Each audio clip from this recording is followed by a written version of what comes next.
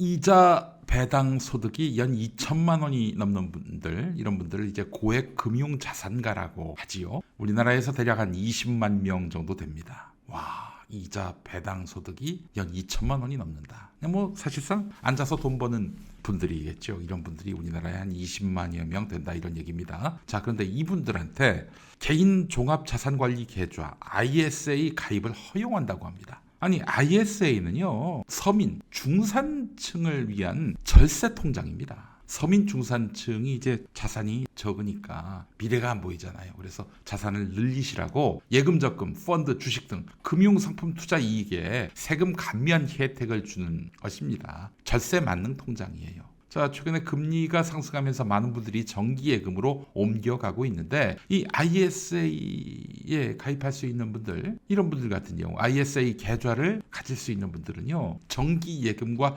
유사한 수익률을 준다는 점에서 굉장히 혜택이 높은 그런 통장이라 하겠죠. 수익에 대한 비과세 혜택까지 있으니까. 자, 그렇다면 ISA를 타면은 투자 수익이 보장되는데 거기에 따르는 세금 부담이 확 줄어든단 말이죠. 근데 연 이자 배당 소득 2천만 원이 넘는 사람한테 ISA 가입을 허용한다는 겁니다. 윤석열이가. 와, 이 감세를 통해서 자산가들의 여윳돈을 증시로 다시 끌어들여서 주가를 올려보겠다, 뭐 이런 심산인 것 같은데, 주식시장의 낙수 효과를 염두에 둔 정책입니다. 여러분, 누차 제가 말씀드렸죠. 낙수 효과, 트리클 다운 이펙트. 그 위에다가 물을 부으면 물이 이제 온몸을 타고 내려가서 밑바닥까지 간다. 이게 낙수 효과입니다. 윤석열이가 낙수 효과 좋아해요. 일단 자산가의 아들 아니겠습니까? 게다가 또 대학 시절에 아버지 추천으로 밀턴 프리드먼의 선택할 자유라는 책을 읽고 깊은 감명을 받았다는 거 아닙니까? 선택할 자유. 그 선택할 자유 운운하면서 부정식품도 허용해야 한다. 아니, 그거 먹겠다는 사람이 있으면은 먹게 해줘야 되는 거 아니냐, 이런 개소리를 또 늘어놓기도 했지요. 이게 사실 밀턴 프리드먼은 신자유주의 경제학자라고 해도 과언이 아닙니다. 그 신자유주의가 바로 낙수 효과를 주장하는데요. 그 대표적인 거짓말이 낙수 효과입니다. 기업과 부자들 세금 깎아주면은 그 돈 갖고, 그 여윳돈 갖고 투자하고 소비한다. 그래서 돈이 아래로 흐르게 된다. 이 낙수 효과, 현실에서는 작동하지 않는 이론이다라고 많은 경제학 연구자들이 이야기를 합니다. 이미 또 연구 결과가 있어요. 트리클 다운 이펙트는 허상이다, 이런. 근데 말이죠, 어제 윤석열이가 또 민생 토론회를 열어서 국가와 사회가 계층의 고착화를 막고 사회의 역동성을 끌어올리려면 금융투자 분야가 활성화돼야 한다, 이렇게 말을 했는데, 자산가들 저기 세금 깎아주면은 자산가들만 좋아지는 거지 무슨 계층의 고착화를 막을 수가 있어? 한마디로 부자들이여 투자하라, 세금 깎아줄게. 이게 윤석열이 하고 싶은 말입니다. 사실 이거 말고도 앞서서 금융위원회는 연간 주식 양도 차익이 5천만 원을 초과하는 경우 그동안은 세금을 물렸죠. 금융투자소득세라는 이름으로. 그걸 없앤다고 하지 않았습니까? 자, 금융투자소득세로 해서 나라가 벌어들이는 세금이 1조 5천억 정도 됐습니다. 자, 그런데 여기다 ISA 세제 지원 확대까지 가게 되면 2천억에서 3천억, 이게 다 세금 수입이 감소된다는 겁니다. 따지고 보면 거의 다 합쳐서 한 2조 가까운 ISA의 세제 지원 확대, 금융투자소득세 폐지, 다 합쳐서 한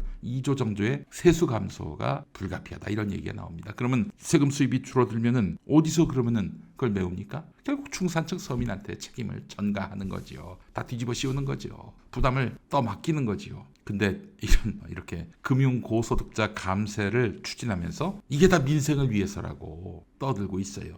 그러니까 이거는 두 가지죠. 첫 번째, 이게 뭐 민생이 무슨 말인지 모르거나, 두 번째, 그리고 서민이나 중산층은 우리가 보호할 대상이 아니다라고 생각하거나, 금융 고소득자 감세를 하면서 민생을 우리가 살리고 있다라고 얘기하는 거는 민생이 무슨 말인지 모르거나, 혹은 이제 돌볼 민생이라고 하는 것이 부자 자산가들의 민생이다, 이렇게 생각하고 있다는 그런 분석이 가능해요. 사실 ISA 세제 지원 확대 발표가 됐잖아요. 그렇다면 어제 주식시장은 이 소식에 만세를 부르고 절세가 된다고 하니 금융자산가들이 너도 나도 투자하자 이래야 하는데, 코스피 지수가 2.47%, 코스닥 지수가 2.55%나 떨어졌습니다. 자, 소득이 있는 곳에 과세가 있다라는 조세원칙이 파괴되는 것, 이거는 두 번째, 세 번째 문제예요. 자, 지난해 12월 21일 주식 양도소득세 과세 기준을 완화하는 것, 이것도 금융자산가들을 위한 이런 선물이죠.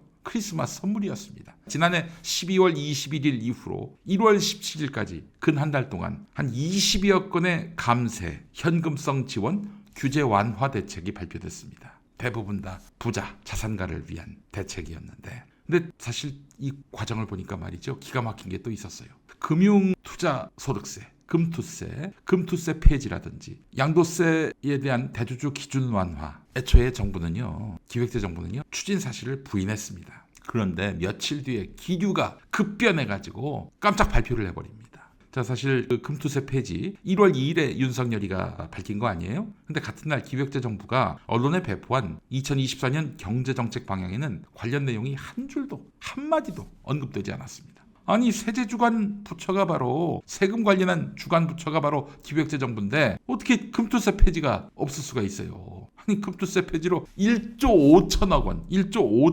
원의 세수가 비계됐는데 어떻게 한 글자도 보도자료에 들어가지 않을 수가 있었겠어요. 그러니까 기재부는 고려를 안 했다는 거예요, 금투세 폐지를. 그리고 지난해 11월 공매도 금지가 발표될 때도 상황은 비슷했습니다. 당시 대통령실 주도로 주말에 비공개 고위 당정회의가 열린 다음에 금융위원회가 공매도 금지를 발표를 했죠. 이거 왜 이랬겠습니까? 주식 부양을 위해서 그런 거였어요. 자, 결국에는 윤석열이가 야, 이렇게 하면서 하명한 거죠. 지금 줄어들 세금 다 계산해 보면은 기가 막힙니다. 정부가 반도체를 비롯한 국가전략기술에 대한 세액 공제 연장, 또 시설 투자, 임시 투자 세액 공제 1년 연장, 이렇게 해서 2조 5천억 원의 세수가 줄어들 것으로 추산됩니다.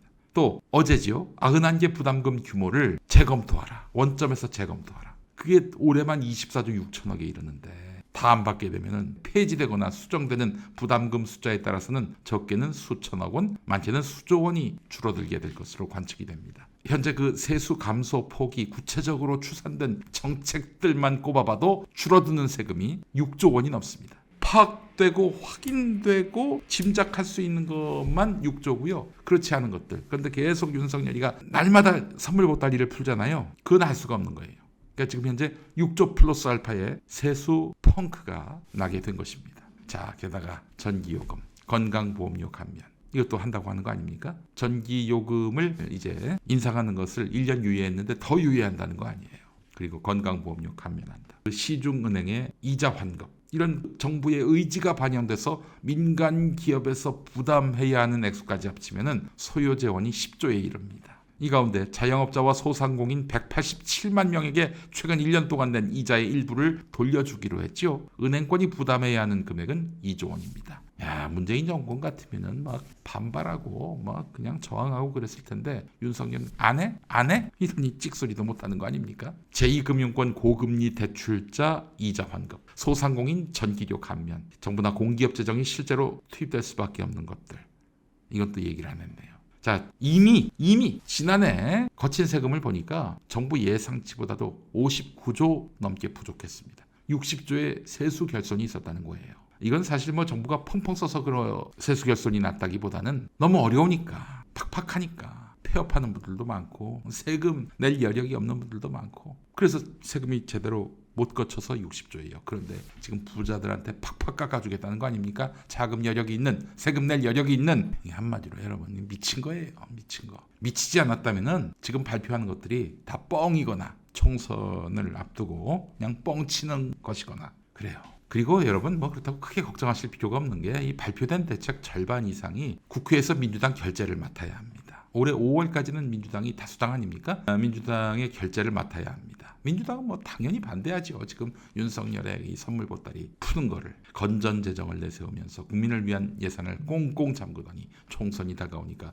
돈 퍼주기 정부로 돌변했다. 국가 재정이 어찌되든 총선만 이기면 그만이라는 생각 아니고서는 이렇게 마구잡이로 돈을 풀겠다고 말할 수는 없는 것이다 라고 권칠성 대변인이 밝히기도 했습니다. 하여튼 여러분 미친 겁니다. 아니면 뻥을 치는 것이거나, 윤석열이 이런 자를 계속 대통령으로 두는 것 자체가 참 우리 민주주의가 참으로 비루한 수준이구나 라는 것을 확인하게 됩니다. 계속 이 미친 운전자를 방치한다면 어떻게 되겠어요? 같이 골로 가는 거죠. 하루빨리 정상적인 법적 절차를 통해서 끌어내려야 한다. 이게 저의 생각입니다.